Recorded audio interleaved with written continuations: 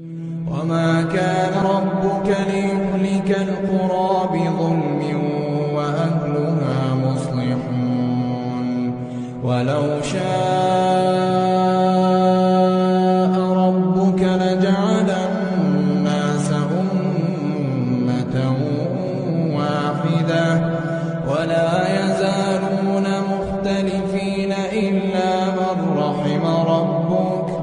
ولذلك خلقهم وتمت كلمة ربك لأملأن جهنم من